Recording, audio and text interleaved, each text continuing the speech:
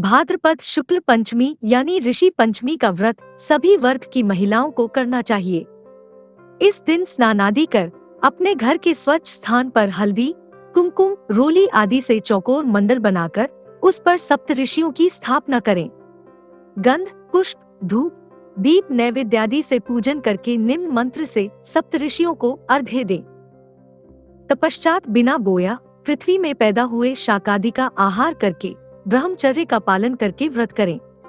इस प्रकार 7 वर्ष करके 8वें वर्ष में सप्तर्षि पीतवर्ण 7 मूर्ति युग्मक ब्राह्मण भोजन कराकर उनका विसर्जन करें। इस संबंध में यह भी मान्यता है कि भारत के कहीं भी दूसरे स्थानों पर किसी प्रांत में महिलाएं पंचताड़ी तृण एवं भाई के दिए हुए चावल कोवे आदि को देकर फिर स्वयं भोजन करती है। ऋषि पंचमी व्रत पौराणिक एवं प्रामाणिक कथा। एक समय राजा सिताश्व धर्म का अर्थ जानने की इच्छा से ब्रह्मा जी के पास गए और उनके चरणों में शीश नवाकर बोले, हे आदिदेव, आप समस्त धर्मों के प्रवर्तक और गुण धर्मों को जानने वाले हैं।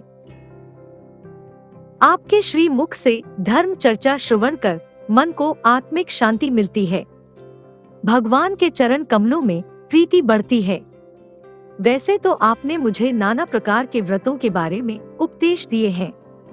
अब मैं आपके मुखारविंद से उस श्रेष्ठ व्रत को सुनने की अभिलाषा रखता हूँ, जिसके करने से प्राणियों के समस्त पापों का नाश हो जाता है। राजा के वचन को सुनकर ब्रह्मा जी ने कहा, हे श्रेष्ठ, तुम्हारा प्रश्न अति उत्तम और धर्म में प्रीति बढ़ाने वाला है। मैं तुमको समस्त पापों को नष्ट करने वाला सर्वोत्तम व्रत के बारे में बताता हूँ। यह व्रत ऋषि पंचमी के नाम से जाना जाता है। इस व्रत को करने वाला प्राणी अपने समस्त पापों से सहज छुटकारा पा लेता है। ऋषि पंचमी की व्रत कथा। एक विदर्भ देश में उत्तंग नामक एक सदाचारी ब्राह्मण रहता था। उसकी पत्नी बड़ी पतिव्रता थी, जिसका नाम सुशीला था। उस ब्राह्मण के एक पुत्र तथा एक पुत्री 2 संतान थी। विवाह योग्य होने पर उसने समान कुलशील वर के साथ कन्या का विवाह कर दिया। दैवयोग से कुछ दिनों बाद वह विधवा हो गई। दुखी ब्राह्मण दंपति कन्या सहित गंगा तट पर कुटिया बनाकर रहने लगे। एक दिन ब्राह्मण कन्या सो रही थी कि उसका शरीर कीड़ों से भर गया। कन्या ने सारी बात माँ से कही। माँ ने पति से सब कहते हुए पूछा, प्राणनाथ, मेरी साध्वी कन्या की यह गति होने का क्या कारण है? उत्तंक ने समाधि द्वारा इस घटना का पता लगाकर बताया, पूर्व जन्म में भी यह कन्या ब्राह्मणी थी। इसने रजस्वला होते ही बर्तन छू दिए थे। इस जन्म में भी इसने लोगों की देखा देखी ऋषि पंचमी का व्रत नहीं किया, इसलिए इसके शरीर में कीड़े पड़े हैं।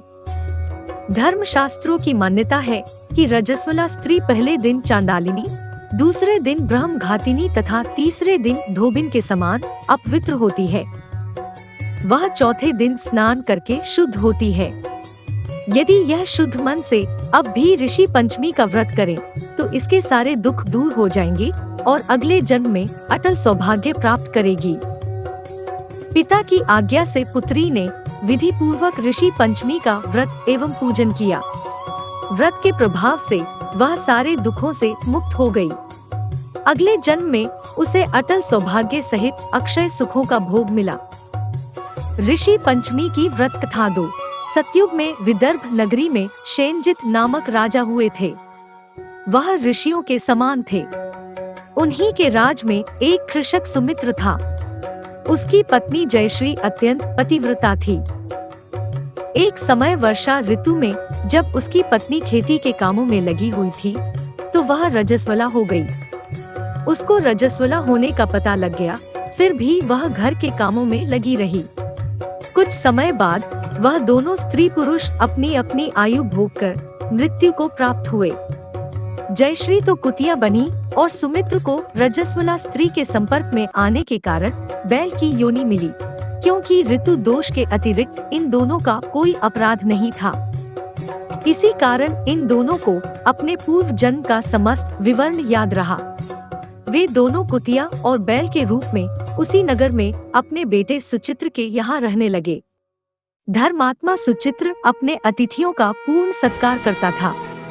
अपने पिता के श्राद्ध के दिन उसने अपने घर ब्राह्मणों को भोजन के लिए नाना प्रकार के भोजन बनवाए। जब उसकी स्त्री किसी काम के लिए रसोई से बाहर गई हुई थी तो एक सर्प ने रसोई की खीर के बर्तन में विष वमन कर दिया।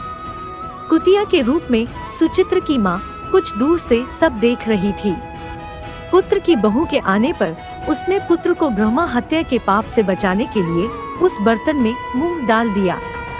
सुचित्र की पत्नी चंद्रवती से कुतिया का यह कृत्य देखा न गया और उसने चूल्हे में से जलती लकड़ी निकालकर कुतिया को मारी। बेचारी कुतिया मार खाकर इधर उधर भागने लगी। चौके में जो झूठन आदि बची रहती थी वह सब सुचित्र की बहू उस कुतिया को डाल देती थी, लेकिन क्रोध के कारण उसने वह भी बाहर फिकवा दी। सब खाने का सामान फिकवा कर बर्तन साफ करके दोबारा खाना बनाकर ब्राह्मणों को खिलाया। रात्रि के समय भूख से व्याकुल होकर वह कुतिया बैल के रूप में रह रहे अपने पूर्व पति के पास आकर बोली, हे स्वामी, आज तो मैं भूख से मरी जा रही हूँ। वैसे तो मेरा पुत्र मुझे रोज खाने को देता था, लेकिन आज मुझे कुछ नहीं मिला। सांप के विष वाले खीर के बर्तन को अनेक ब्रह्मा हत्या के भय से छूकर उनके न खाने योग्य कर दिया था। इसी कारण उसकी बहू ने मुझे मारा और खाने को कुछ भी नहीं दिया। तब वह बैल बोला, हे भद्रे, तेरे पापों के कारण तो मैं भी इस योनि में आ पड़ा हूँ और आज बोझा ढोते ढोते मेरी कमर टूट गई है। आज मैं भी खेत में दिन भर हल में जुता रहा। मेरे पुत्र ने आज मुझे भी भोजन नहीं दिया और मुझे मारा भी बहुत। मुझे इस प्रकार कष्ट देकर उसने इस श्राद्ध को निष्फल कर दिया। अपने माता पिता की इन बातों को सुचित्र सुन रहा था।